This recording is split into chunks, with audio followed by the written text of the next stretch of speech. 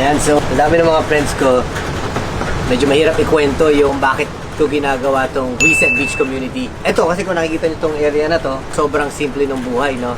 Kumbaga para kang bumalik 20 years ago sa normal na city life. Yung mga tao dito, literal na food on their mouth, roof on their head, masaya na sila. Tapos ngayon, yung mga tao dito, nang bumuhay sila ng sobrang healthy, wala silang masyadong mga sakit. Makikita mo lahat ng tao fit. Talagang halos 6 packs kasi yung mga kinakain nila walang preservatives, tsaka they have a lot of time na hindi stress.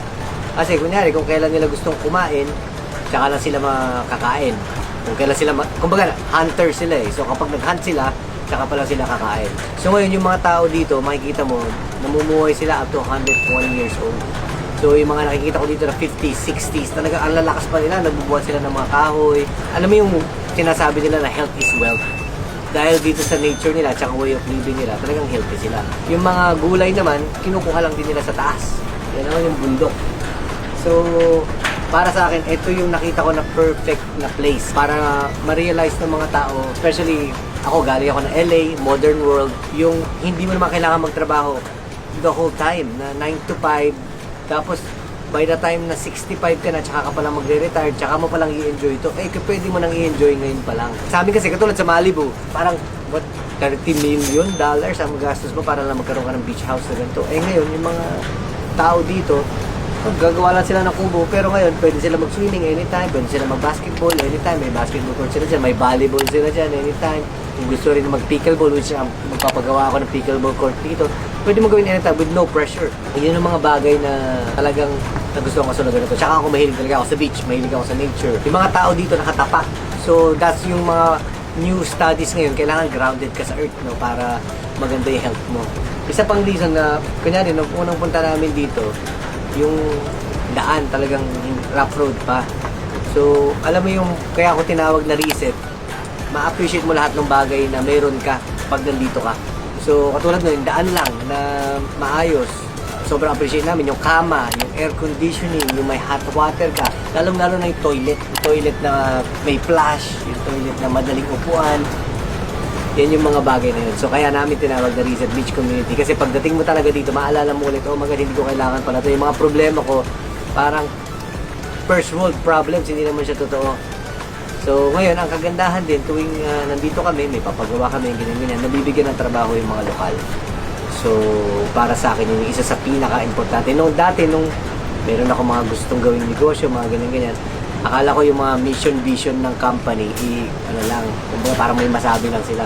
Pero ngayon, yung ako na-realize na, ang mission ko is to build a community para ma-open up yung mga friends ko sa ganitong klaseng buhay. Makita rin nila na hindi mo pala kailangan magtrabaho all the time, hindi naman pala ganun kamahal, lalo na kapag na, proper connection and proper, kasi ako, marami akong time na mag-explore, so ngayon nakakapili ako ng lugar, yun ang advantage sa akin. Kaya nga sabi ng mga kaibigan ko, buti ka pa, may mga nagiging connections na ganyan, buti ka pa, may time na maghanap ng mga ganyan, so sana naman, isama mo rin kami one day.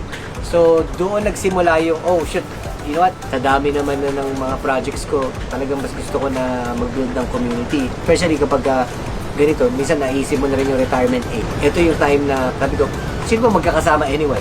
Kunyari may mga occasion or something, kahit tayo rin naman, bakit hindi tayo gumawa ng isang community na nandun tayo lahat? Finish ko yung, sabi ko, gagawin natin, ito yung, dito yung mga magiging pwesto, namili sila isa't isa, tapos mag-share tayo ng cost. Yung cost na yan yung magagawa ng clubhouse sa taas, which is, meron ako dito actually. So, kunyari, clubhouse sa babaw ng bundok. So, may infinity pool, open lang siya kasi we wanna keep it as primitive as possible. So, ito, although cement ang nasa plano, kinausap ko na yung mga contractor na ang sisimentohin lang natin is yung banyo, kasi yung banyo. At saka kalahati lang kasi nabubulok. But everything else, ayan, kunyari, ito yung sa beach front natin, kahoy, open lang siya. Parang ganito. I mean, like, it's as simple as this. Hindi mo kailangan ng sobrang daming pera para gawin itong mga ganito. So, andito yung beach front. Andito yung beach, diba? Andito yung unang clubhouse natin. Tapos, ito, 13 meters ng right of way papunta sa beach. So everyone that stays here sa community na to, hindi ito magiging close forever. So lagi kang may beach access. Incident here ng tsunami, super typhoon or whatever. Pero sa yung pinaka nakakatanda dito, 120 years old na siya. Sabi niya, it only happened twice. Tapos ngayon, yung recently lang, last 5 months ago, nangyari, which is 2026. 5 months ago. So, eto yung nangyari. So, ang nangyari lang, mga kubo medyo nag-iba, pero walang naging casualty. So, kasi ang lugar na to is protected by Sierra Madre.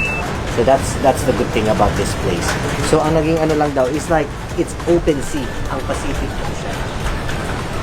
So, kaya itong lugar na to, sobra naman siyang, may makikita ka German, Russian, siya talagang pinupuntahan na dahil sa ganda ng lugar. That's the reason why hininto ko rin is I wanted to see it personally. At saka gusto ko muna yung mga friends ko na sobrang close lang kasi, like I said, yung basketball court, dito nakalagay yung unang plano pero ngayon nililipat ko. At least they will understand kung ano yung purpose nun kasi minsan nagbabago. So, later on, kapag nagawa na ito, pwede ko na i-open pa sa ibang tao.